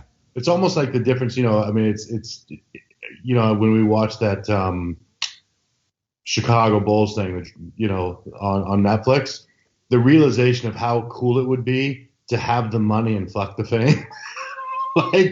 Because, I mean, Alice Cooper can't just walk down the street. Right. But his drummer can. Exactly. And I know he doesn't get as much money, but I mean, I think in a lot of ways, I'll take the less money and drink coffee at Starbucks and have no one know who the fuck I am. Yeah. No, but you'll like it. It's if that's interesting to you. I have to ask you about this because you've told me 10 times. I'm literally about to put it in my notes. What is the guitarist that you have told me 50 times that you said he would just walk around playing the guitar? I can't remember if he was on Rogan or whatever, but they were describing how he became an expert. Eddie Van Halen. Okay. Yeah. Eddie was known for taking his guitar in the bathroom to take a shit. He's fucking that was a joke, right? Is that Eddie just lived with it. Yeah. And that was, what was that thing that you watched where they were describing how he was that? Was it a Netflix thing or was it a interview? That was someone on Rogan was talking about that. I mean, that might have been in one of the David Lee Roth interviews because David Lee Roth was on twice. He was spectacular the second time, but that might have been, I can't remember who said that, I just remember they were talking about it, but I'd already heard that. That's something I'd read before. Right. I had to write down because I've asked you 10 times. I'm God damn it, I gotta watch this. Yeah. I'm gonna go watch the Rogan ones because that'll probably get me to my point. Sorry, yes. Everyone that had to listen to that. Yeah, no. That's funny that we both kind of picked the same, skill. I'd say if I had to simplify that question and it wasn't like a big deal, like play guitar like a wizard. I would just say I would like to be a bit more organized. I'm a pretty organized guy, but right. I often wonder oh man, I can make this more efficient. And I should be using this app. Why am I not using, why am I putting my stuff here? Why do I have, we gotta, I always try to be more organized. That's something I admire. And, when you meet somebody who's kind of far end of the spectrum organized, mm-hmm. I'm always I admire that. I'm they perfectly write the name of everything on each folder. They don't just, and it all looks perfect. And it's oh, fuck. I admire that. I think you have, it is around truthfully. And I know it's changed for me is when you have to be. Yeah. Well, it brings it out when you really have to. When I owned the retail stores and was bodybuilding and was doing this, my life had to be a certain way to get it all done. Mm-hmm. Whereas now I'm just as organized, but when I start working, that could be 2 a.m, it could be 8 p.m. Right. It's literally half the reason I tell my clients, give me 24 hours, is some of them are getting responses immediately. And some of them I'm I got a lot of shit to do today, so when I get done, I'll start. Okay. Oh, here you go. A bodybuilding one after I've already given these. What's the best strategy to take when you're ready for a show too early? Parentheses, they just wrote adding food back in, etc. Okay, reread that. The best strategy to take when you're ready for a show too early. Oh, well, I mean, most people aren't ready when they think I they are. I also think this is tricky because, as you know, we've done shows back to back to back and been ready for 12 weeks. Yeah. So, go ahead. Well, you just have to monitor. Well, you know what? Simply, you have to monitor your body weight. Like, I know it's not about weight, but let's face facts. If the scale is moving, something's happening. Yep. If the scale's not moving at all, if you're 250 every morning, then you're in a really tight maintenance hold and you're maintaining the situation very well. If your weight goes to 247 one morning, what are you going to do? Mm-hmm. If it goes to 255 after you make the correction, now what do you know what I mean? Like, you just have to kind of try to hold your body weight is really like a key. Cause I mean, that's what Aceto did with me. That's what Chad did with me. Yep. Doing multiple shows. Like, okay, let me know your weight every morning. Like, the first show happens and it's okay, I need body weight every single morning. We got 3 weeks. Right. And every single morning hit the weight. Okay, yeah, we're right where we want you, Okay, let's do this. Like, so that's an important thing. But normally, it depends on how fried you are. If you're ready and you're exhausted and you're fucking starving, then there's going to be more to do than if you're ready and you're not doing much cardio and you got lots of food. Yeah. You know what I mean? So you just have to try to adjust. I mean, you got activity and calories, and you just dance the dance. It's so simple that it disappoints people. And you try to if you're surf the curve, you're on a wave. You try to stay on the wave. You don't want to come right down flat bottom and sink, and you don't want to go over the top. You got to just stay on there. Yeah. It's funny because this question, I had somebody reach out to me, and I rarely answer questions about what someone else is doing, a coach, but I disagreed enough that I went with it, and I didn't know who the coach was, so I said, fuck it. He said to me, I've always gotten ready for shows where I was ready a couple weeks early. My new coach said, no, that's crazy. We're going to come in right on schedule. And when I read that, I was like, well, how the fuck do you do that? Yeah. Because my fear is always that's why I tell my clients, they'll be cruising along, all of a sudden they get sick. I'm like, don't worry, we got time. Yeah. You know what I mean? There's plenty of reasons to have extra. If I have a client I know I can have them ready in 12 weeks, I ask for 16. Right. I'll get you in. It's going to be fine. The diet won't be as brutal as it would have been for 12, but I'm not worried. So like you said, balancing it, being ready too early, number one, I really don't think exists unless you're months early. Because I've done shows as many as 10 weeks apart and never come off the diet really other than a day or here or there after each show and been totally fine. And every single time I've ever competed in a row, the last show is better than the first. Right. And I have had athletes where that didn't work, where I pulled them out of the shows we had planned for because their body said, fuck off. It stopped working. You know what I mean? Mm-hmm. But you're not going to get to that place on accident for one show. So everything you said is absolute on that. What do you got? Okay. If you could only do 3 exercises for the rest of your life, what would they be? That's really not that difficult. If I could only do 3, and here, mine are going to have nothing to do with shaping the body the way I want to. It's just my favorite things to do. I would hack squat. I would deadlift. And I do heavy rows. Those are my favorites. Okay. I look forward to seeing them on the menu. Right. Like my honorable mention would be RDLs because I just love them. Right.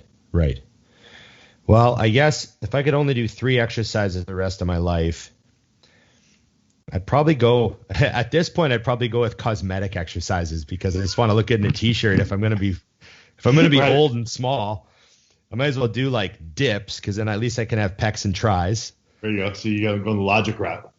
and then maybe like underhand rows so I could have like a bit of a back and some biceps. See, you're doing exactly the opposite. You're piecing together a physique still. And then maybe like side laterals. Like, what do you throw in there? That's valid. You're right though. Hey. I mean, if you've covered your entire upper body, at least you're going to have a little bit of, need. Maybe ride my bike in a tank top. I look okay. Well, and skinny jeans are a thing, so. There you go. Good to go. Get the legs out of the way. Maybe it's time. Okay. That wasn't bad. That wasn't too deep. Oh, here we go. Thanks, my man. This guy's giving me good questions. What do you hate about social media in the bodybuilding industry? How to put this into a sentence?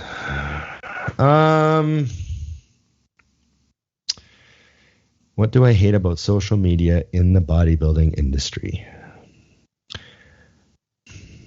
Well, I guess like I don't really know how to put it, but like fakeness.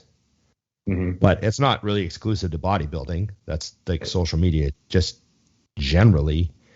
The real sort of artificial image that people put out of what they want the world to see them as is, and I get it. Obviously, we're going to post our highlights and you don't have to get personal. Like, it's not like I expect everyone to put their like most vulnerable moments on social media or anything like that. That's not at all. That's like, I don't do that. That's, some stuff's private and for your, like, I don't even like showing the inside of my house. Right. Like if I'm doing a video, I like kind of put myself to the wall. I don't know. I'm just a private personal, pretty personal guy. But I would just say like, when people are completely fake, and the sort of artificial illusion of any sort of expertise, right, and lack of humility regarding having expertise, that's a problem. That's a problem. And it's a problem for everybody, including the people dishing it out. They wind up in too deep and, it leads to disappointment all around. And yeah, I don't know. I'd say sort of like intentionally misrepresenting yourself in a real fake way is sort of, I think, one of the biggest detriments. Yeah, I would say for me, there's no accountability on social media. So back in the day, we had forums and everyone was publicly out there and you couldn't mute other people.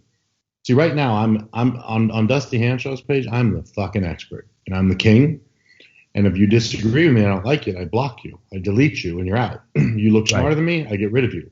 There's many, many ways that I can make sure that as long as you're only on my page, I'm king shit and what I say goes. Back in the day, when you jumped on a forum, for example, Dante. Yeah. He goes on a forum where everyone's doing volume and this and this and this. And he says, I'm going to write up what I do. And it's totally against everything.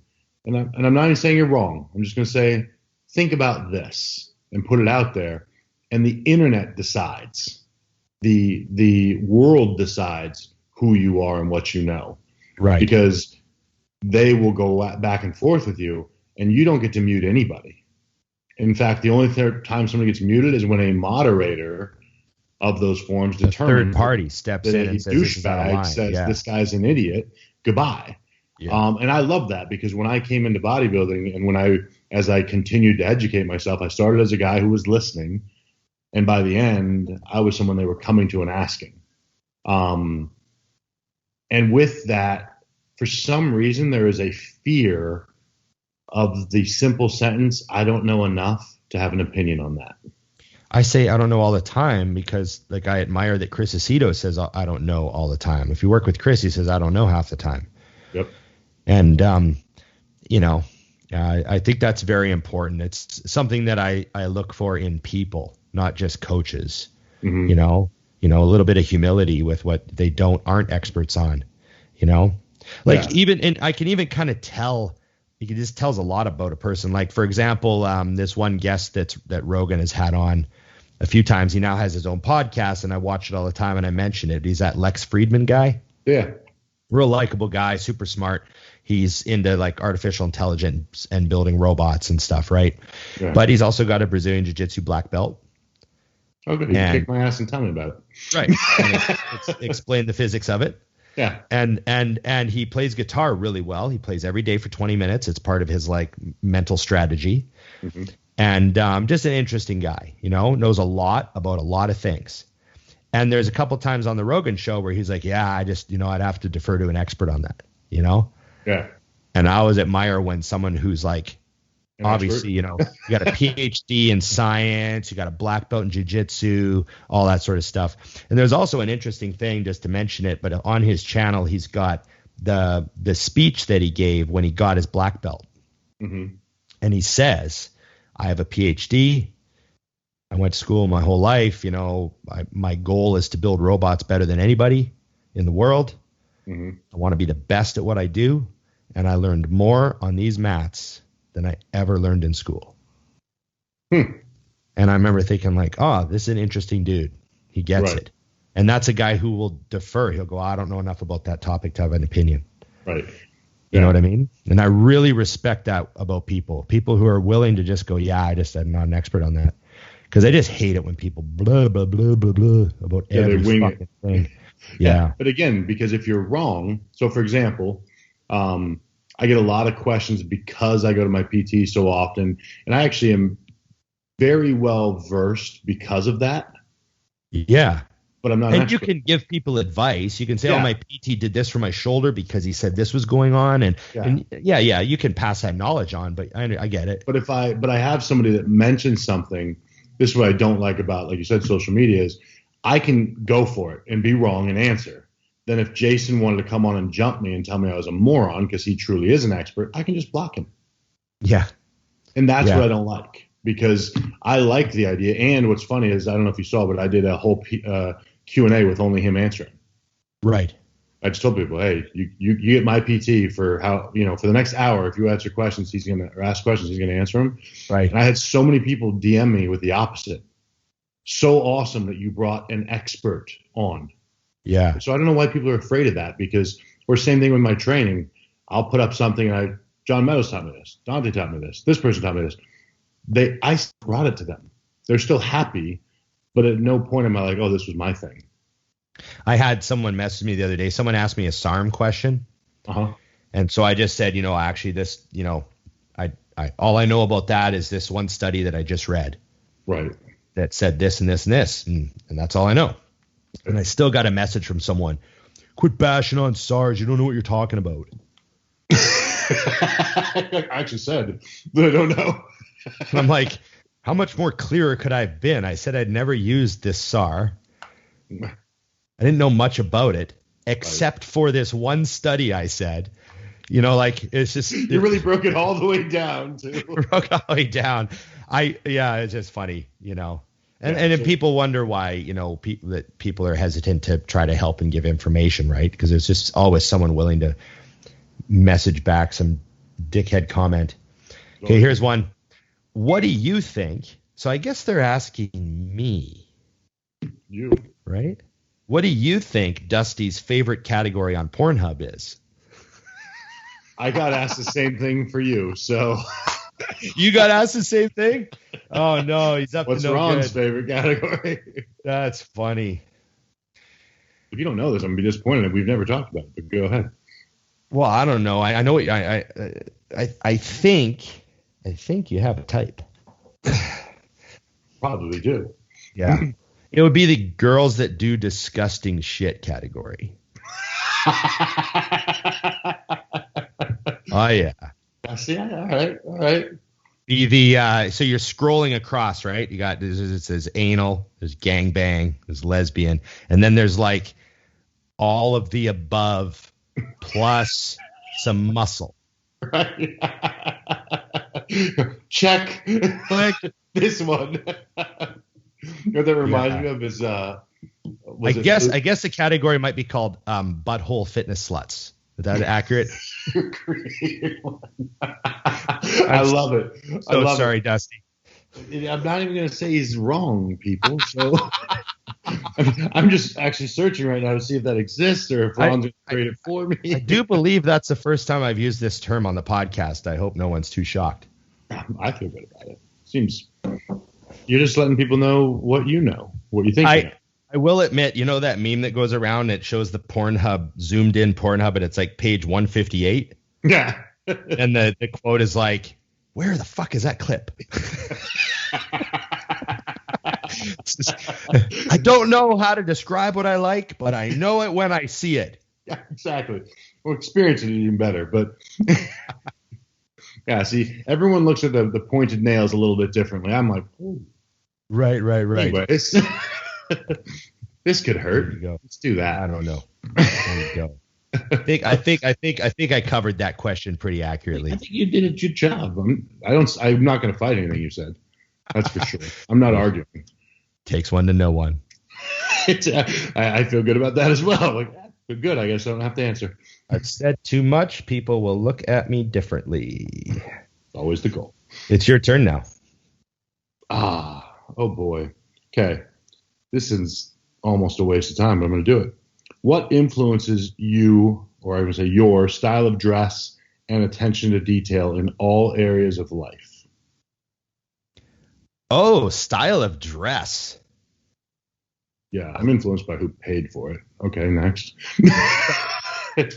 Well, a monthly check has a little something to do with it. No, so I number one is I've always liked to dress comfortably and simply. Mm-hmm. I'm hot all the time, so I like thin t-shirts and thinner hoodies and stuff like that. So I like to dress a little light, I guess.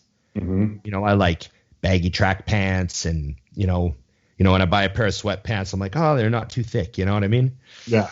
You got to have a couple pairs for, I live in Canada. So you got, you go home, you need to be ready. Yeah. You got to be ready. So, but I always like to dress simply, lightly. I've always been a sweatpants and hoodie type of guy. I mean, from day one of my bodybuilding, I was always just like sweatpants and hoodie. So I've dressed the same for essentially the last 30 years. Jeans and t-shirt, rock and roll style. I always joke that I love girls in jeans and a t-shirt, that sort of thing. Joke. That's a serious matter. That's a serious. I was never like, I worked in clubs for years, right? So I'd see some people come in all dressed up. The girls are all dressed up with their heels on, and the guys are all like looking snazzy. And I was like, it's too much for me. I just didn't give a fuck to do that and go out dressed like that to the club. Like if I'm going to the bar, I had like t-shirt, jeans. If I was going to the bar like back in the day, the dress up would be that I'd put gel in my hair. Right. But it was the same jeans and t-shirt but you would have worn going to I'd wear my good t-shirt, the one that comes from the not gym pile. Right.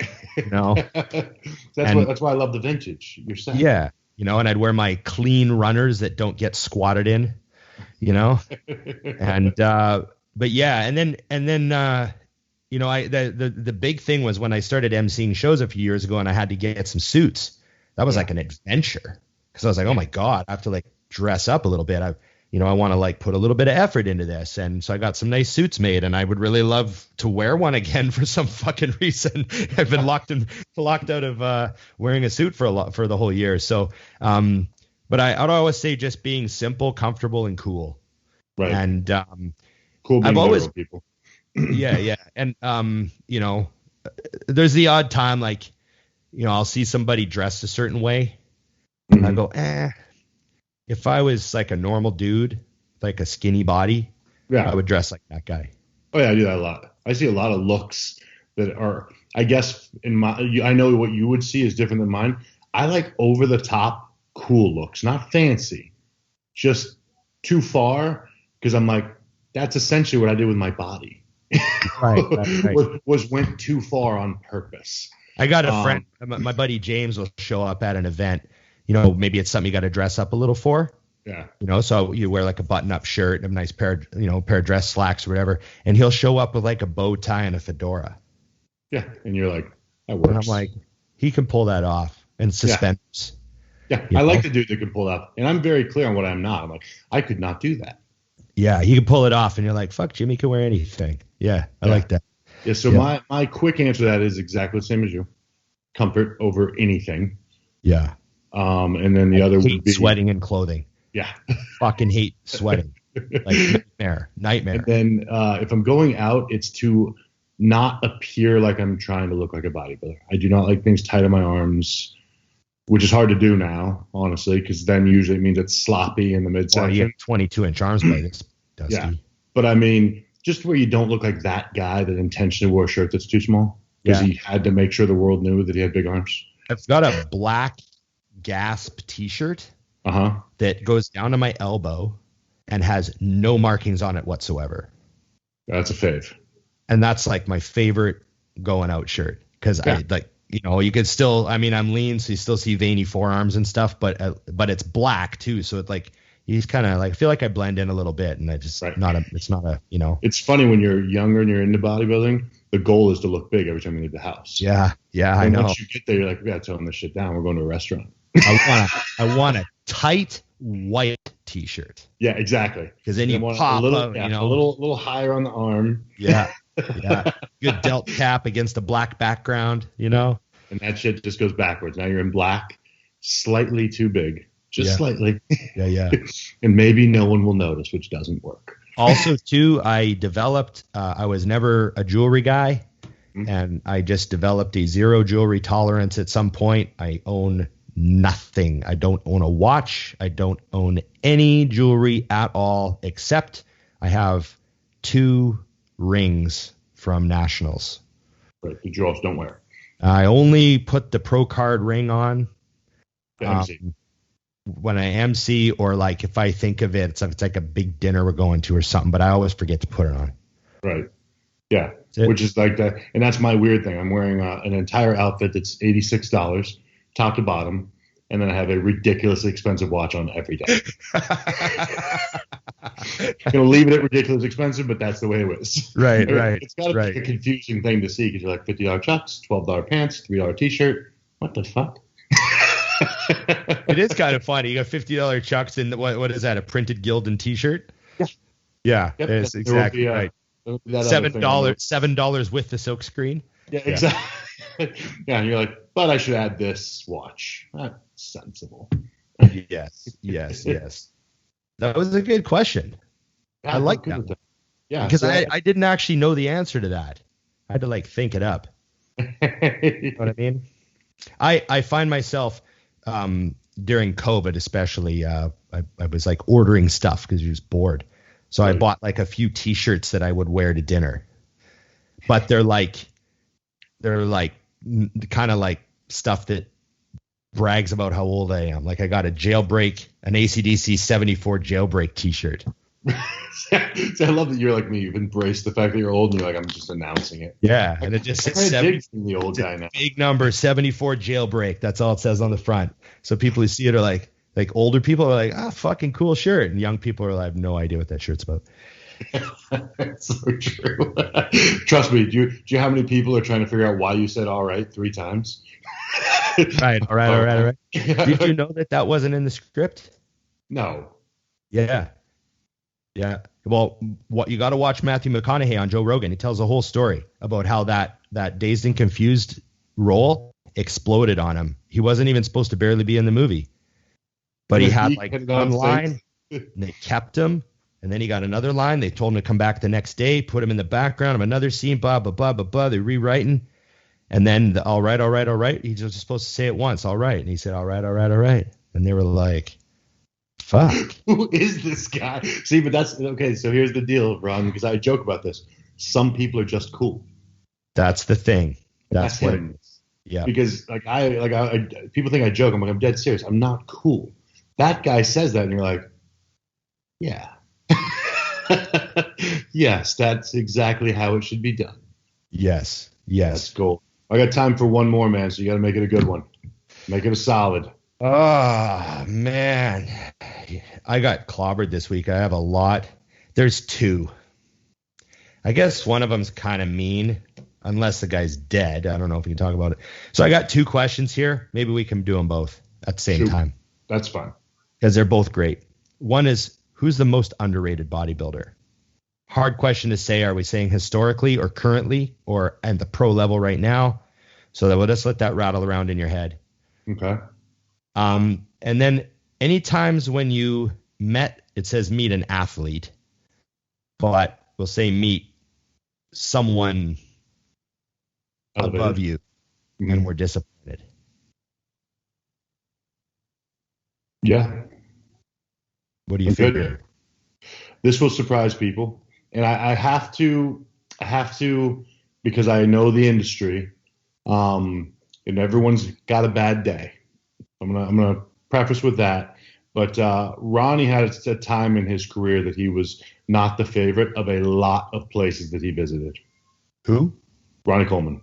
Oh yeah. Okay. Yeah. So there were a few times that from people who I know well in the industry, and I actually had to end up seeing in person, where like he showed up late because he's Ronnie Coleman. He could.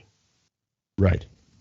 And you know what's crazy is I know Ronnie and I've met him, so it's almost hard for me to even imagine, but it's true.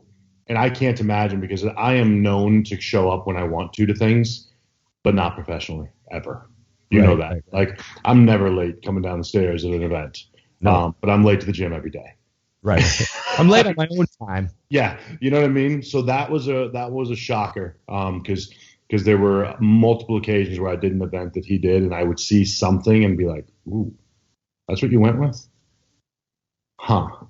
You know. So I think that for a moment, and who knows why it was, an arrogance dripped in that I think has since disappeared. Right. But yeah, that was disappointing for sure.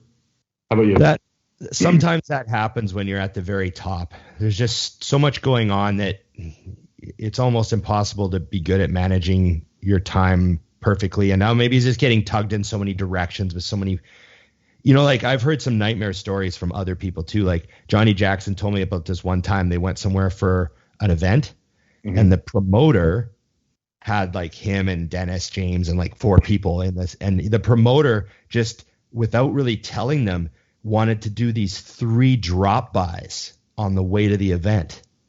Yeah. And that's not what we get paid for. And he's like, what are we doing stopping at this store? He's like, we're just going to run in for a minute, take some photos.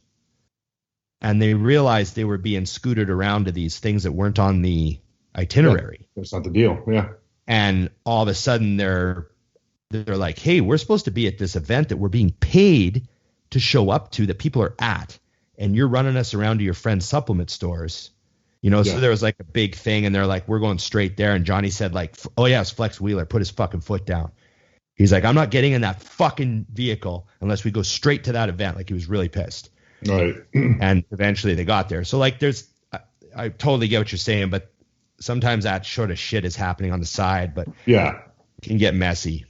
Yeah. No, there's definitely just ways to do things. So like I said, that's why I prefaced with, you don't really know why.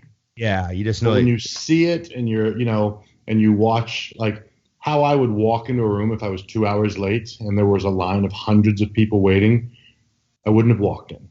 Right.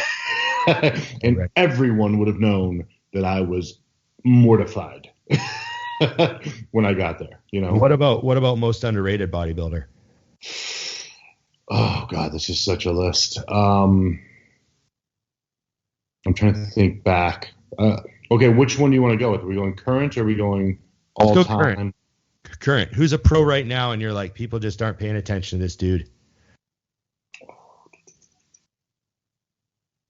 Oh, fuck. All right. Answer, because I have to look him up because my brain just didn't work, but I know who it is. Can I tell my disappointment story? Yes. So I was at the Olympia one time with Mutant and I looked across the hallway. You just disappeared. No, I just disappeared. I'm back. You're back. And I looked across the aisle, and lo and behold, Gary Stridham was sitting there. Right. And I was like, holy fuck. I was like a huge Gary Stridham fan when I started training. Because he was my height, and he was like 228 pounds at the 1989 Olympia. Right. and he looked amazing, and you know what I mean?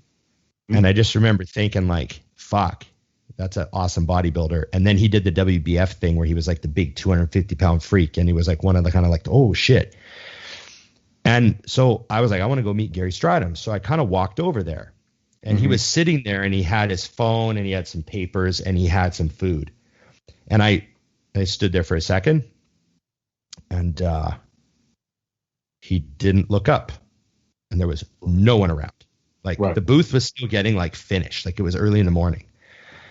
But there was like, it was open, like people were walking around, and I noticed there's some kids came up and stood at the table with me. So there's 3 of us now standing at the table, and he like, so he knows you're there. He's just not looking up. Used to acknowledge us.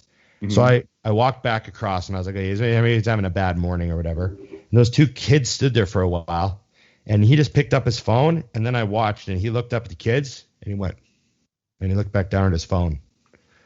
And I was just like, what the fuck are you doing at that booth? Yeah. Like, what do you think you're here for? And also too, like, it's like 2013. The fact that no one even gives a shit that you're there is like, something. You know, like you should be, you know, pretty happy that you're at the booth. People want to line up for you still. Right. And then I watched a lot of people like wait a lot at that booth, and he was like very taking his time, and I just didn't get it. I remember just thinking like, wow, that was not how I would have handled that at all. Yeah.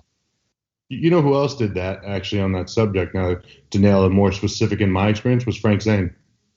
I had a show that he was at, and we were backstage, and we were gonna, you know, number one, I watched him interact with people, and he was just kind of a dick. And then you just stand on the side, and they got the overall going, and I was like, so who do you think he and I were taking it out to him? I'm like, who do you think we're taking this to? He goes, I don't know, they all suck. And I'm like, right. And I'm thinking, I understand what you're saying, like at that level, but to literally say that there's people around and shit too, it wasn't like he and I having a little bro moment. I was like, and that's how he carried himself all the way out. And then he walked up and handed dude very blatantly, I don't give a fuck, and then walked away. And I'm like, you know that me at my age doesn't give a shit about you. I don't consider you one of the greatest bodybuilders. I think you look like a small man. Like, so now you're enhancing everything I already disliked about you. It's like, it comes off at a bitterness of how things have changed. Yeah. And I was just, that was an experience where it was directly me. Yeah. There's no denying. I was like, oh, you're a dick. You know what I mean? And the only difference was, thank God I was old enough that I didn't say that, because a couple years before that, I'm like, oh, so you're a dick. Got it.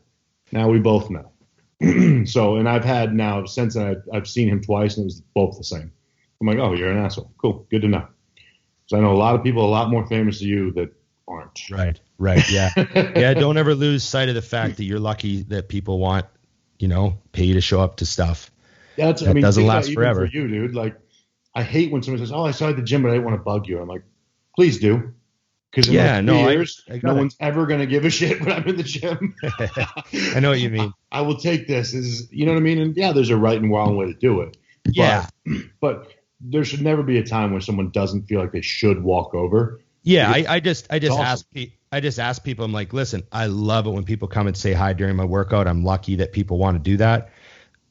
Just don't ask me a 10-minute question. Yeah. Because the reason I don't like that is because I want to answer your question. Incorrectly. But I can't because it's too long of an answer. So if you ask me a question while I'm training, I'm forced to give you like a super short answer or tell you I can't answer your question. So just save the questions. That's all. Yeah, but like, I want to go over and be like, hey, what's up? Hey, watched a show the other day. It was fucking funny. That one part was funny. I'm like, oh, thanks, man. You know, like, it's all good. Yeah, agreed. So, and as far as underrated bodybuilder go, first thing on the top of my head was Akeem. Which I don't think he was the case anymore. Right, but I think there's still a lingering underratedness. Right. There's still people that don't say his name when they should. Right. No, that's definitely true. And I mean, there's also lots of other guys that I think are underrated. Like, I think Raphael's underrated.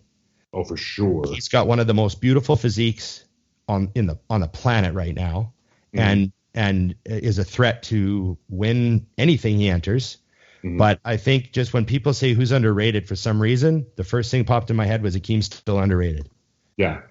Yeah. So, I'm going to do two as well. One well-known, one not as well as should be. I think Max Charles is underrated. Okay. And I do know that he's got to hit it just right a little bit. And he and I actually had a conversation because I was like, man, I don't know what you have to do. And I was really impressed because his answer was, I have to get bigger. Yeah. Like, he didn't even fight it. He was like, I have to be bigger. He's not. So I loved that because it showed me who he is. And then Sean Smith is someone who I think is just a freak.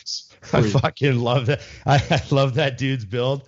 Yeah. He is a nutty looking freak. Yeah. And people know him, so he's getting there. But even as a competitive bodybuilder, I think he's better than he's getting credit for so far. I just want him to keep looking like that on Instagram because it makes me want to train back. Or shoulders. Or shoulders. Or pecs. You know what it looks like to me is a Mr. Potato. We're like, oh, add a delt. And you're like, you add awesome. Like a separate piece of meat. I love that look, though. He's got the 3D, the crazy 3D thing. I love it. So, every muscle. Yeah, he's a favorite for sure. Okay. Well, I know we got to go, and I got a full bladder, man. I pushed it. Dude, you're getting old. Finish line. Okay, remember, everybody, like, share, subscribe, comment, ring the bell, banner. Put the banner at the beginning of the show as well. Banner again. There you go. We got to get some guests on. There's a lot of people that are like, I want to come on, let's do it, and we just haven't booked them because we're having fun chatting, Dusty. Yeah, well, people seem to like us chatting. But let's have a talk. We'll line up a couple February interviews for everybody. Sounds good. Okay. Thanks, buddy. And remember, everyone, it's just bodybuilding.